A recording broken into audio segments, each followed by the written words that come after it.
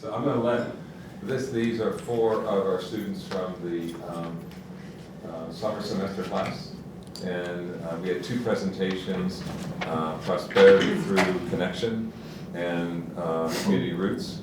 And we've got 1 person from Community Roots and 3 from the Prosperity Connection, but they're doing the Prosperity Through Connection now. So I'm going to let those guys go. We are filming this, and just so you know, we will be filming the professionally filming presentations on the 17th. For CISB, also for Record Free Law, in terms of what we're doing. So it's kind of like last night. Yeah, bring your suit and tie, that's it. Okay. So I'm going to let these guys go. And when they were, both programs were phenomenal. We will also have jurors here who actually evaluate the presentations and actually give you feedback immediately after your presentation and dialogue with you. Dr. Jackson, some of the other faculty, some of our presenters. And our Cash prizes? Right? Cash prizes? Oh, always. We trade green stamps. Okay, are you guys ready? Yeah. Okay, go for it. So our presentation is the Prosperity Through Connection. My name is Martha Nelson. Nathan Glassman. My name is Carl Martin. I'm Greg Mikulecki, but I'm actually going to be Jerry. Jerry Seha is a member of our team that wasn't able to be here today. So much of the work that went into this is attributed to him. So anyway, so. All right. This is the story of Libby, a woman who has lived in West Denver since 1931. Her grandfather worked for the steam system next to the Platte Valley, while her father worked for the local pickle factory. He used to bring the best pickles home. They would gobble them up. Libby lived on the hill, as she called it. As time has gone by, she has watched her home change. Always a little rough around the edges, it's still been hard to see. When the pickle factory closed, her family moved into public housing. That was hard. As a daughter of a Jewish immigrant from Russia, she was proud to be a part of a community that shared so much history. I would like to share with you the story of a young man from Sun Valley. Jose moved to Sun Valley from Mexico with his mother and 4 younger siblings just 1 month ago. Due to the sudden death of Jose's father, the family was left with no means of support. It was a very difficult decision for Jose's mom when she chose to move the family from their home in order to be near her older brother and his family, who have lived in Sun Valley for 5 years. Jose is 18 years old and just finished secondary school before moving. He loves art and dreams of becoming a painter, but now Jose believes his dream will never come true. His mom has found a job cleaning offices at night, but they are struggling to make ends meet, and Jose feels the need to find a way to support his family. He has told me that he struggles to meet friends and that he thinks Sun Valley will never feel like home. This is the story of Daniel, a refugee from East Africa. He is in his mid-40s and he left Africa together with his family due to deteriorating safety conditions. In Sun Valley, he and his family have found safety, but they have struggled to feel at home. Part of the reason for this is that even though they are not alone in being from East Africa and Sun Valley, there does not exist the infrastructure to support the enjoyment of and sharing of his culture. For instance, Daniel has to travel a long distance out to Aurora in order to get the food that he and his family and friends are used to and comfortable with. It is expensive and can be difficult to find the time with his work and family responsibilities. Without that, he struggles to bridge between his old and new lives, and the broader community loses out on an opportunity to benefit from diversity. When the public market was being conceived and proposed, Daniel jumped at the chance to get involved. He attended meetings and joined the steering committee for the development and programming of the market.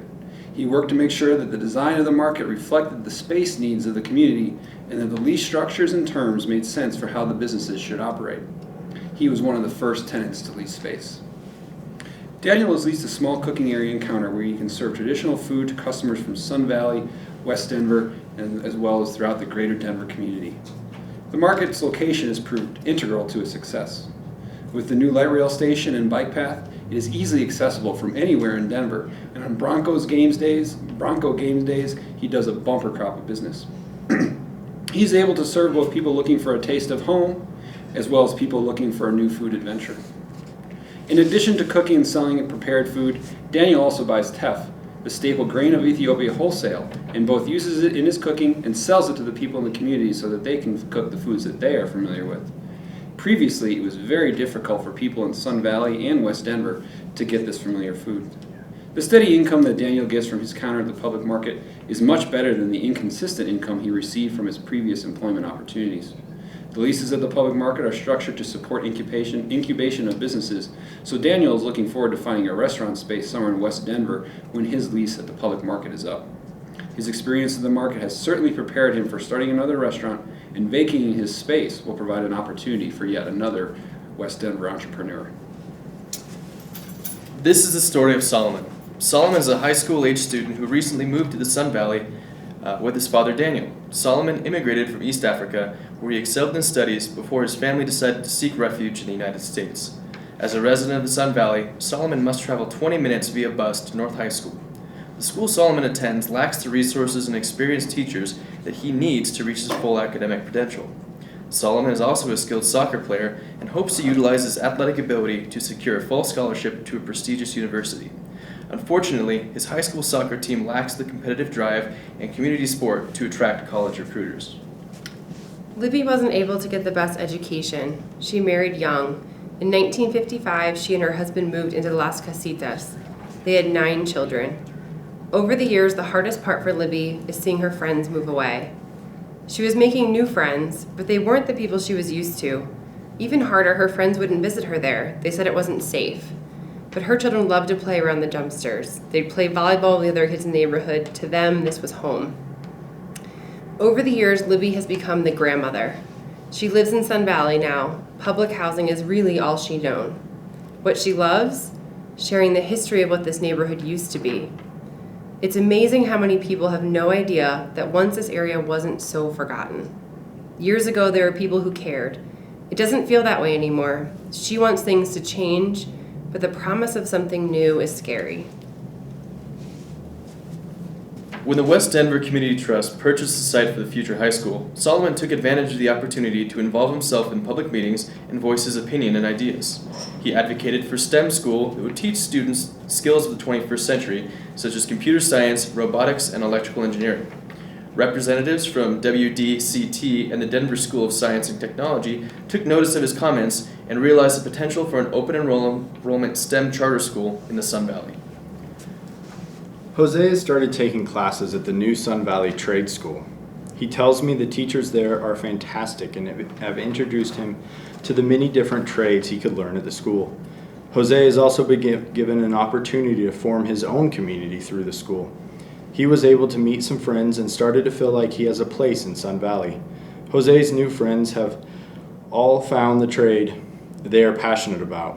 One friend studies mechanical systems, another wants to become a plumber. 2 others are studying ecosystem restoration and hope to clean the gulch where Jose's brothers and sisters like to play.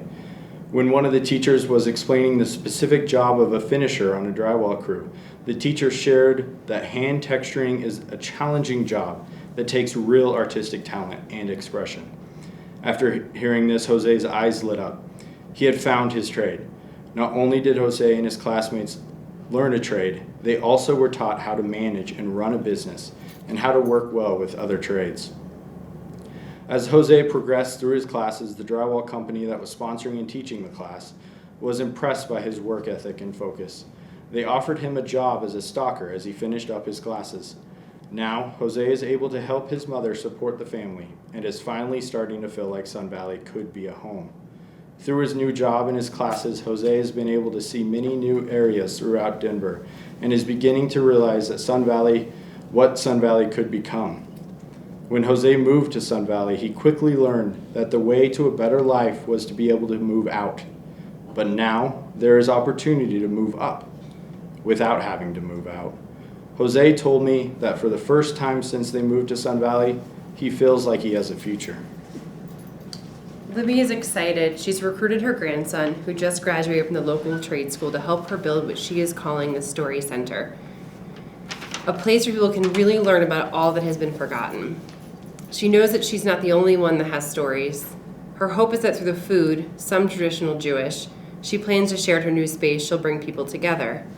There's lots to learn, not just about what West Denver was like in the early 1900s, but also so many stories from others who have traveled here from afar. She wants people to know about the pickles her father used to bring home, about the lake that used to be where Rood Park is now, the brick factory that made so many of the bricks that built Denver, the steam power plant, and even the rag shop. There's a lot that people just don't know.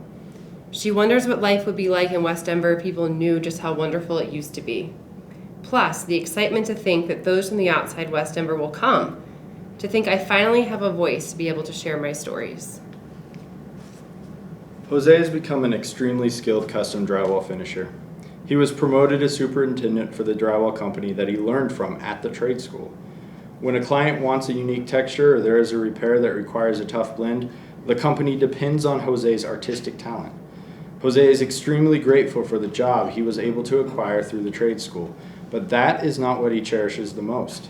Jose was given the opportunity to help Sun Valley prosper by helping to build a public market, a story center, and just last week, he watched his youngest brother graduate from the high school he helped build.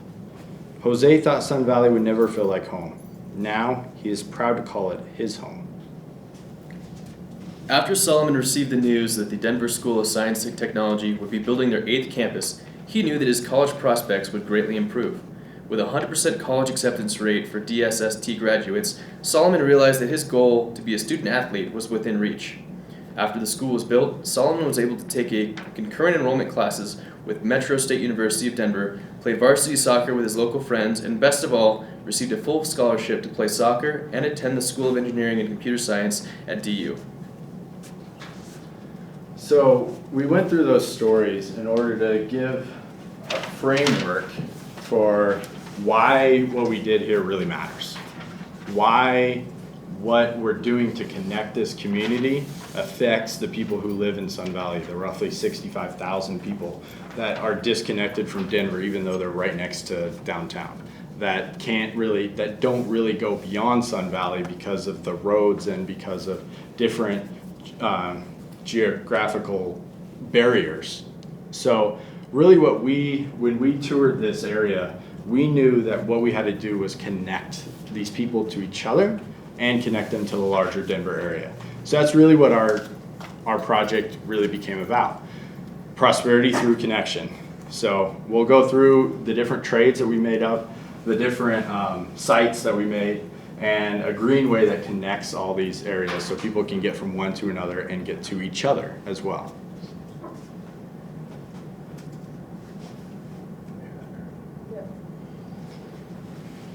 So to pull this all off, one of the things that we believe will help be a catalyst for this framework and this spider web of sites that we'd like to create is what we call the West Denver Community Trust. And so it basically will have 3 separate arms: a community building arm, an infrastructure arm, and a residential arm. But it's an umbrella organization that will help to fund and integrate all of these different sites.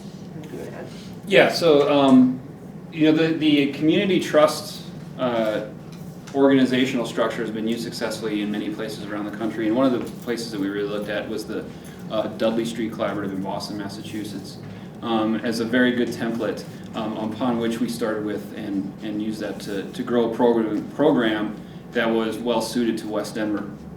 So Martha mentioned the community trust and the 3 different arms. They really represent some very important strategies for what we think is important in generating that prosperity through connection in West Denver. So the first one is the development arm, and that's where the development arm of the community trust will be in place in order to facilitate the construction of the buildings that we were talking about in the stories: the public market, the trade school, the story center, and the high school. The community trust will serve as a fundraising arm. That will be a fundraising organization that will be able to generate the funds to start those processes and those projects. And then we have a system set up, or we're proposing a system that will then allow that initial fundraising and the revenue generated by each use in turn to feed and support the next use. The infrastructure arm is going to be heavily involved in the creation of the greenway, and we'll talk a little bit about that further into the presentation. But then the third arm that's important, that is not necessarily related to any of the buildings, is the residential arm. And this is really where we've linked this or used as a pattern or a template some of the other community trusts that are in place around the country. As West Denver improves, and just like in the rest of the Denver community, we're expecting to see increasing property values and then issues of gentrification and displacement. The Community Trust is an organization that will be and will use a land banking approach to ensure continued affordability in the community. They will be able to generate the capital required to go out and purchase properties that they can then sell to community members, and then they will do that using a land lease in order to keep the property affordable. But then also the trust will function as a co-op so that people can buy shares in it. And by doing that, what it allows the residents who own those shares to benefit from the increased property values that we hope are going to occur, instead of just being pushed out, or only having the people that own homes be the ones to benefit from those. So the first site that we believe is integral in this framework is the trade school. And so Carl talked a little bit about the land trust. And so through the land trust, some of the development arm of that and some of the funds that they would generate is through different general contractors or subcontractors. As we all know, there is a large shortage of labor, skilled labor in Denver to accomplish many construction projects. And there's a lot of things that AGC and other organizations are already doing to increase the knowledge that people have and the skills people have to be able to contribute to the construction boom that Denver is experiencing and many other cities across the country. But the trade school basically, with some of that funding from AGC and large general contractors and things like that we would hope to obtain, this would be built right on West Colfax. It's on the 3000 block, 3200 West Colfax. So basically, it's very central to Denver. It's really on the northern border of what is Sun Valley, but residents that live in Sun Valley would be able to attend the trade school free of charge. So that would keep the knowledge and the wealth local to Sun Valley. Those students that choose to come to the school from outside of West Denver would pay a tuition. So that's part of where money for operational costs would come from. In addition, it would function as a temporary labor program. So students that are going to the trade school could work while they're in school. A percentage of that labor, percentage of the money from that labor would go back to the students, and a percentage would go to the school itself. We would also look at partnering with Metro State University, Emily Griffith. The other thing that we'd really like to do, primarily this is focused on adults, but we'd like to offer classes to high school students where they could get credit. And there's an organization in Denver called Youth on Record that gives high school credits to young students learning about music. And so kind of mimicking some of what they've been able to do is to give these high school students the ability to learn skills that when they enter the job force, they're immediately more successful than they would have been before, because they have skills that are more tangible. So, in the end, this creates this social durability, this job creation, this wealth building that can continue to feed back into West Denver and sets many of the students up for success, basically. And as Martha said, the way that it really feeds back into West Denver is all of the tradespeople, like the story that I told of Jose, he was able to then go forward and build the market and build the high school. And so that's a really important component of why we would start with the trade school. We're going to start spending our money at the site that can then build the others and give us that workforce to build this community for themselves. I guess the only other thing to add to, in addition, one of the the really important things to think about from a connectivity standpoint is the social durability. And so being able to teach, being able to learn a skill, and then being able to pass that skill on to your children and to your grandchildren and those that you live with would increase the social durability of that West Denver neighborhood.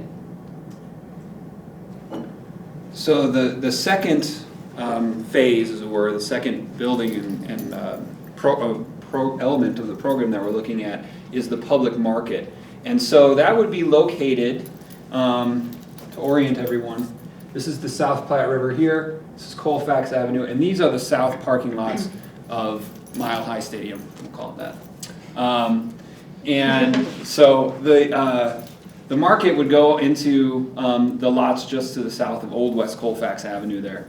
It's a wonderful location. It's very centrally located, not necessarily to West Denver, but it's centrally located for the Denver community. Of course, it's very close to downtown, but it has wonderful connections, not just road connections, but the Platte River Greenway traverses along the west bank of the Platte River there, and then the bike path continues to the west through Lakewood Gulch.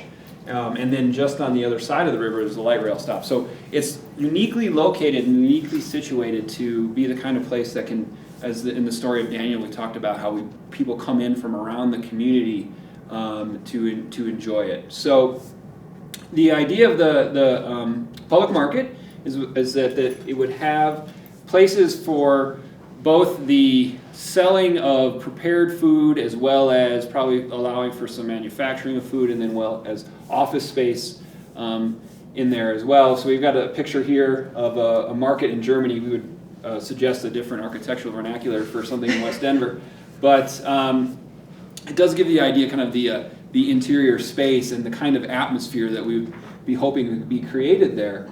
And so the way that we talked about how the trade school generates revenue through tuition and fees paid to the school from people who use the labor from the trade school, and that would be used to generate and kind of create the seed money for creating the public market, and then the public market would generate money from the leases for the tenants, and those leases could be structured in order to facilitate the development of new food businesses.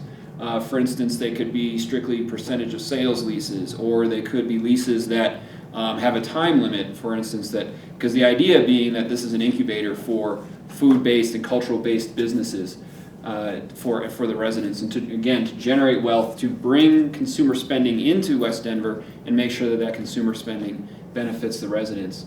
And it really hits at those areas of entrepreneurship, community building, and of course food security, and I would also argue or state food comfort as well is a very important aspect of that. It kind of creates a destination space, I think. It brings not only people from West Denver together within West Denver, but also creates a space where people outside of West Denver want to go to, like many other areas that have been created in Denver, this can just be another one of those. You're gonna add. And to add to that, what the Broncos are proposing in this area right here could tie in vitally to our market. So those can feed off of each other and really be a way for the larger Denver community to connect with Sun Valley, and the way that Sun Valley can sell to the larger Denver area, as well as the bridges that go across towards downtown. So the Storytelling Center is located really on the further south in West Denver itself. It sits at Morrison and Knox Road. And so remind me, Carl, is this Morrison or is this Morrison? Morrison is the east-west road. Okay. Yeah, so Morrison, and then this is Knox right here. And no, actually I would say I'm incorrect. Morrison is the angular road that goes to the southwest. Okay. Yes. So it sits right here in the corner. This is Alameda. That's right. Okay. So it has expansive views of downtown Denver. And one of the things that we really would like to achieve with the Storytelling Center is really increasing the social durability of West Denver itself. It's a place where people can come, they can sit, they can share their stories. It can be an accidental meeting place where you run into your best friend or your mom or whomever that may be, and you can just sit and spend time together. We've kind of talked about on the other sites ways that we can operationally create revenues that we're not just depending on the West Denver Community Trust or fundraising. And so one of the things that we would incorporate into the Storytelling Center as well is a restaurant space. And so there would be a restaurant space in there, so not only would you come and tell stories about and sit with your friends, but you'd be able to have a bite to eat or a coffee or a drink. There would be special events as well where you could There may be a special storytelling event, and there may be tickets sold for that. So that would operationally help keep that space going as well. I think what's interesting about the social durability piece and the storytelling is the reality of if you can understand where the people around you have been, it really helps you move forward together into the future. And so really grounding each other in the experiences that you've shared that are common. And this is just a space where you can build upon all those things that make West Denver so great. And you think back to the story of Libby, that was really a way for her to connect to Sun Valley, you know. And all of these sites, that's really the purpose, is to connect the community. Yeah.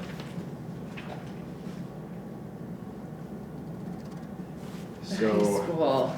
the high school would be the last site that we are proposing, but an important part of this is that we think of this as a spider web, and all these nodes, which would be our sites, would continue to grow.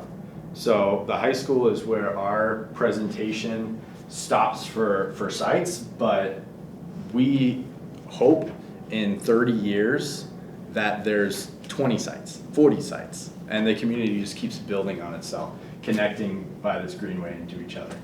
So the high school, we would partner with DSST and DPS, and we would, well, to start, one of the things that we were kind of floored by is that there's 65,000 people living in this area and no high school.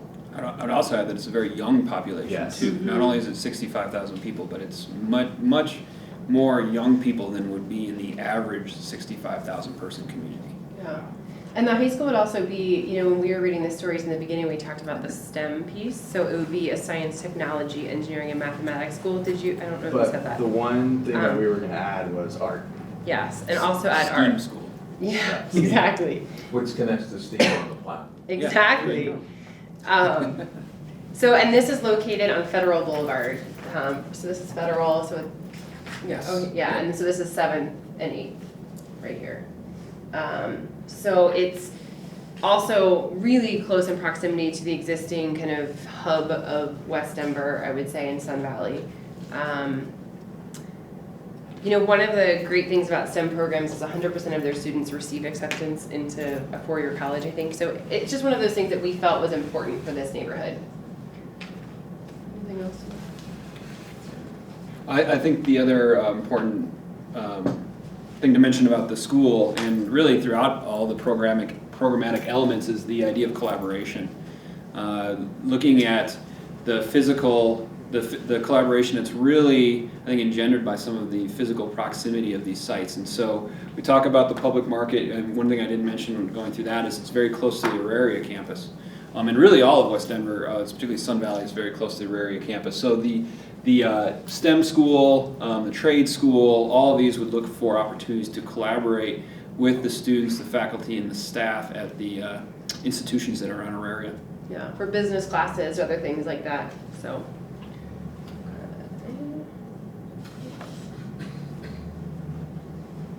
Then there's the greenway, which we spoke to at the beginning as being our real connectivity piece to connect these different sites. So when we're driving around as a group and walking around, we also realized that there's really no good way to get from one side of Sun Valley to the other without a vehicle. A lot of the residents of Sun Valley do not have a vehicle, and they're riding their bikes on Federal. We all know that that's not a very advantageous road to bicycle traffic. So what we are proposing is to make a greenway out of the street, I think it's Vine. Grove Street. Thank you. Grove Street, right, to the west of Federal, so that then you'd have easy access to everything on Federal, all those services, but it would be a safe and enjoyable way to get from one side of Sun Valley to the other. And we also follow this path all the way through, using the existing infrastructure as Barnum Park, and then all the way to the north to the trade schools. An important part of this is just that we are giving people an area that they can meet up. They just happen to pass people in the neighborhood. a lot of the traffic that goes through this neighborhood doesn't live in the neighborhood. And this would be a dedicated area where the residents of Sun Valley could take ownership. It would be their path that they could go get from the trade school to the high school to the storytelling center in a safe way. We talked about too having different areas that would be sponsored by different artists that could express themselves in different ways. There's an organization in Denver called 303 Artway that currently is doing some of the similar work to that in Park Hill. So looking again to different organizations that we can partner with that have already done similar work to just continue to grow that in Denver. We would also look at using tax increment financing or metro districts to help fund the greenway. That would be, again, the infrastructure arm of the community trust. And along that line, we spoke that the houses along Grove would be a great start for the residential arm that Carl spoke to at the beginning to build up that community.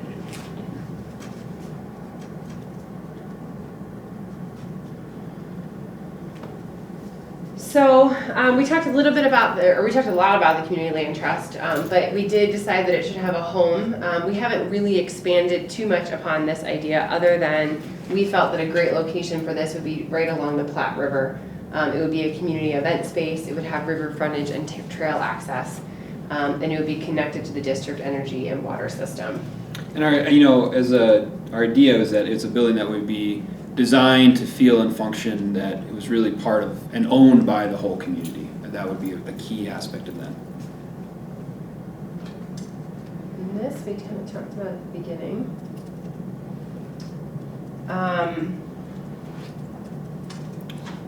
Do we want to go back and look at the funding? Sure. Right here. So in terms of the funding, we really are looking at the start. There would be significant need for fundraising through grants by any of the number of kind of organizations that would fund a program such as this, foundations and those sorts of things. But then also going out and looking for funders who have an economic interest, and that's particularly true with the trade school and the ability for organizations like AGC to be help. interested in that, supporting supporting the trade school. This gives you a good idea of where all the sites are as well, and we'll kind of show a little bit of what that spiderweb looks like on one of our other slides, which I think we're going to jump to. And one of the important things, if you'll notice, it really encompasses the entire neighborhood. Yeah. When we started, we thought about one site that could do all these things. It could be a mega site that has no one would have to leave. And we initially thought right up there is a perfect site. Beautiful view, easy access, great. All the people that live down here, we're disconnecting them. So a really important part of this is to spread it out over the entire neighborhood. And this is the storytelling center down here, right, at Morrison and Alameda. Yeah. So that's an important aspect of our project, is that it really encompasses the entire neighborhood. Yeah. Do we want to touch on this at all? I mean, just very quickly, this is for the Community Land Trust, the organizational structure. I think it's fairly standard with how these sorts of organizations are structured. They do have political representation, but obviously the important part is the communities, the yeah, homeowners, the community. just making sure that those who live in West Denver, and I think that goes for almost every single site we talked about, just trying to remember that those who live in West Denver need to have a voice in every site and need to have a voice in what classes are held or what food vendors are a part of the market or what's served at the storytelling center. So just keeping people involved. All right, I'll let you.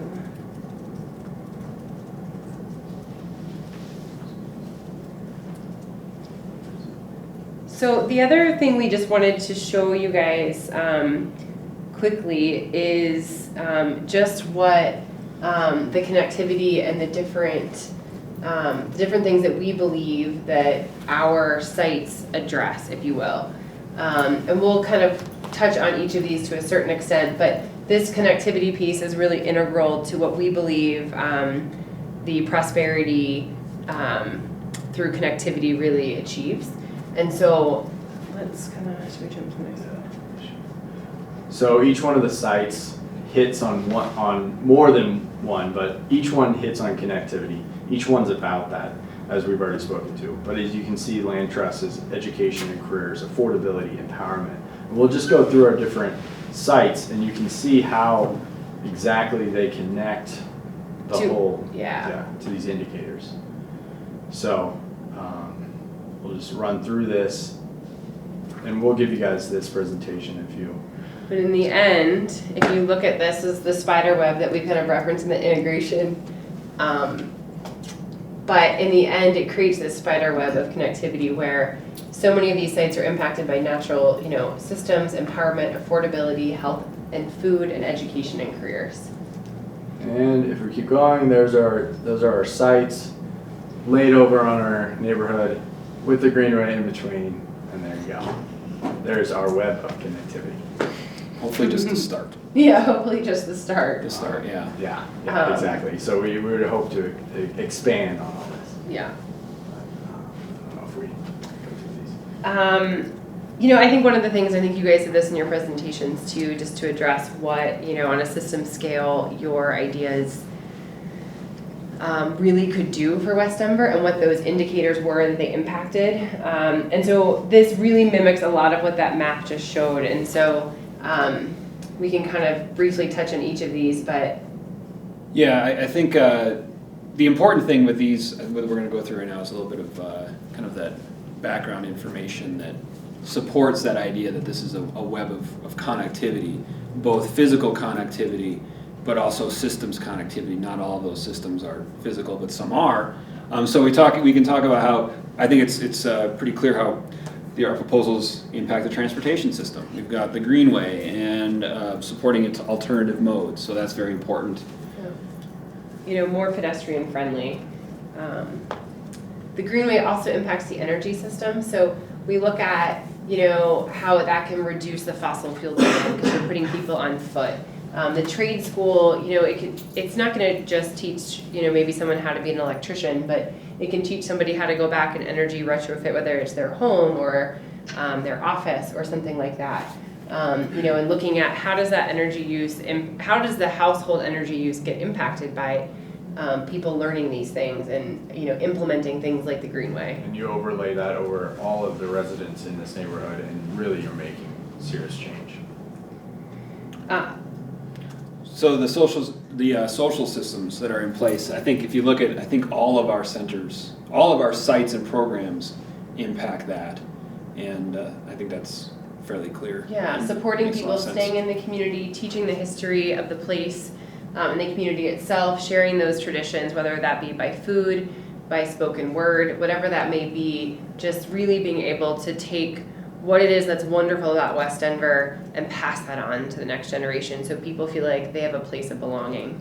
A big part of that, I think, is the high school. Making a school that is their own instead of being taught by other neighborhoods and about their history. It's really being taught about your place. Food system is obviously pretty important. So we have the public market, I think, is the locus of that, but it goes beyond that. And I think the storytelling center is clearly another additional outlet for local food. That is in itself a story as old as human history, people gathering around food to communicate with each other. So it's a continuation of a very long human tradition. And then the water system, again, going back to the trade school, not just teaching energy, but teaching water-related construction and restoration skills. Greenway, I think you talked about this a little bit, Nathan, but. And the greenway can also act as what I would call a sponge park that helps filter the water before it hits the river as well. Yeah, measuring that by what the E. coli levels are in the South Platte or the percentage of watershed covered by impermeable surfaces, stuff like that.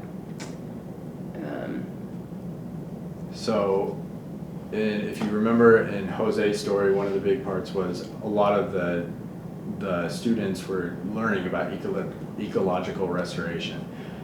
That trade school can then turn around and have an actual site that they're using with the greenway. So it's all integrated. And so this is a system that we kind of developed as our group, which is the idea of the built environment delivery system, which is how all of those things that we enjoy and use in the built environment are created. What are the mechanisms by which they come to be? And so I think we have a clear interest in that, or add to that system through the trade school, and then also the high school, and all the students that we're going to come out of that school and those trades, the trade school and the high school, educated and ready to improve the built environment of their community. The education system, it's not just as simple as the trade school and the high school. It's also about how do you partner with education systems that are already existing in West Denver. We talked about Metro State, we talked about our area, but you don't need to start. You can use what's there in the sense that there's some wonderful things already going on. And so if you can partner the trade school with business classes at Metro State, so you're learning a skill, but you're also learning how to run a business with it. If you are partnering with Metro State for business for the public market, so you're learning how to run a food-based business. Metro State's actually getting ready to, they're thinking about doing a place where you can learn how to brew. You could have something like that that's incorporated into the public market. So, looking at how graduation rates are impacted, how literacy rates are impacted, and just really, getting the community to work together. And actually, I'll pull in Greg for a second on Yeah. community roots. Yeah. They made, for like 1 minute talk, because then that could tie into. Talking about the hop vines? Yes, Yeah. exactly. Okay, so part of our presentation, the beautification part of it was to cover up the Excel substation that will not be removed out of the area there on the plat. So we proposed with utilizing containers to cover the ground floor level shipping containers on the southernmost and western edges of that site, and then putting a planter box essentially along the top, and then running hop vines another 20 feet in the air there. That would create a functional green wall to shed the higher, kind of shield the higher parts of the plant, and then the lower portions would be used as a community artwork space. Let somebody come in and do just something that speaks to the community. But the important part, I think, what they're talking about here, the hop vines were both potentially an economic source of power and empowerment within the community. They could partner with the brewery, it's right across the street there, right across the road, I can't remember the name of it. But there was just a lot of synergies that we kind of found with our presentation and theirs once we finally kind of put them together. And you were offering a lot of classes. Yeah. With the, Yep. with the You fish. could go and learn how to do, was it hydroponics? Hydroponics. Yeah. Yeah. Yep. Yes. So, So, a whole other site. exactly. Yeah. So, I guess in conclusion, we believe that if we can create this framework and this spider web, that it can only, increase the value of human prosperity, increase the social durability, things like that, and really solidify what's wonderful about West Denver in it. Yeah. It's giving the residents of Sun Valley a means to prosper, a means to connect to each other, a means to connect to the larger Denver community instead of being as isolated as they are in the valley, in the shadow of Sports Authority or Parking Whatever lots. it's called. Yeah. Federal whatever it's Boulevard. called now. Yeah. Yeah. All right. Thanks, guys. Thank you. guys. Good luck. So you guys just quickly, I want them to understand, Yeah. these are full-time professionals when they were in school as well as now. Just tell them what you do briefly. So I'm a real estate developer up in Summit County. I do residential development. I do the design, the development, and then the construction as well. I work for pre-construction services for GH Phipps. I'm an urban planner. I'm the long-range land use planner for the city of Loveland, Colorado. I work for a multifamily developer called Holland Partner Group here in Denver. Guys, got any questions? What would the greenway look like? We actually have a picture of that. Yeah, we do have a picture of that. We really So tried. glad you asked. Nate spent hours drawing it. Yeah. Yeah, like- we really did. All night one night. I think we had some we passed out when we presented it last time. And I couldn't find it. Yeah. Unfortunately. Wow. This is their report. Yeah. Uh, There we go.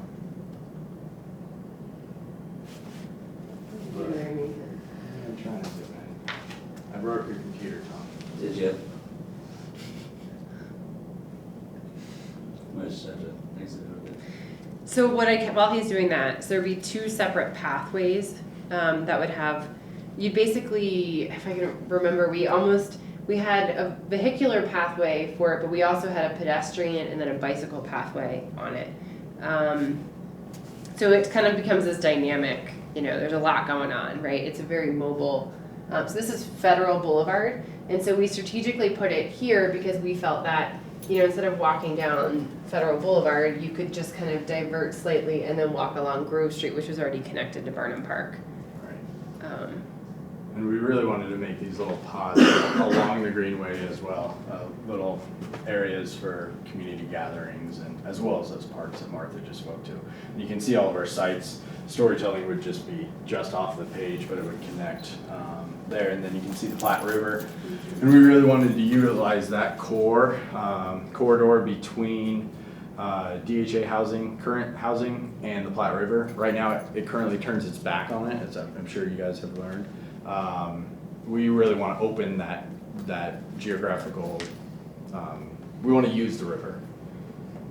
Yeah, so including some other, other things we thought of were rain gardens, sunken areas with plantings to collect that stormwater. We talked a little bit about artwork that might go along it. Pervious pavement. Yeah, yeah. So thanks for asking, because there's power. Yeah. Because he drew this in. Yeah, that's great.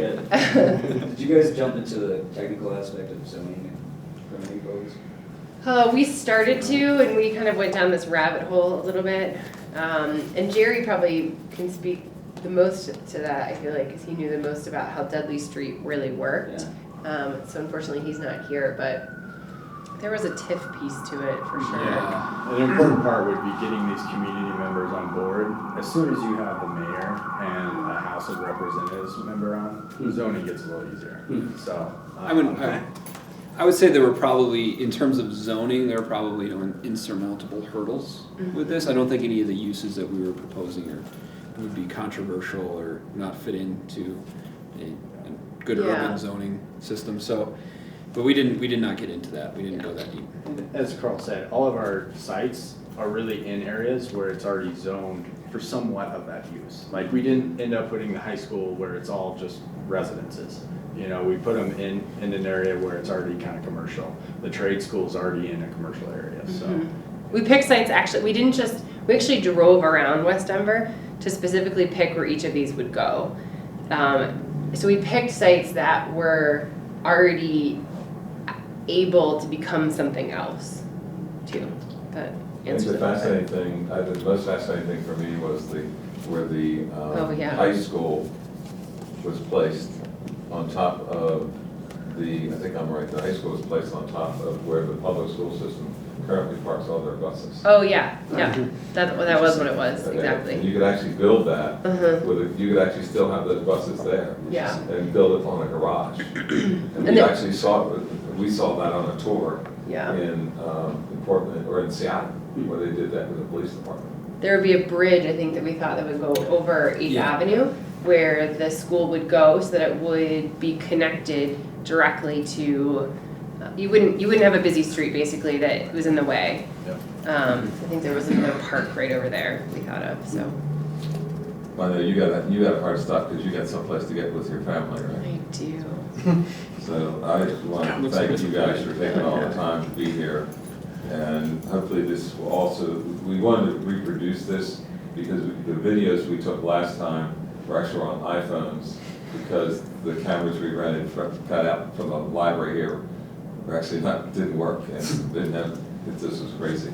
So we actually had like 4 iPhones, and it is Open Media Foundation. We sent it all over to them, and they said, this is insane. So we want to get, and Barb really wanted to get this team and the other team filmed but also we felt in all future courses, we want each course, you all be a teacher to the next class. You know, if we can possibly do that. So, and, you know, thank you all for being the professors this time. Thanks for being Pleasure. here. Thanks for having us.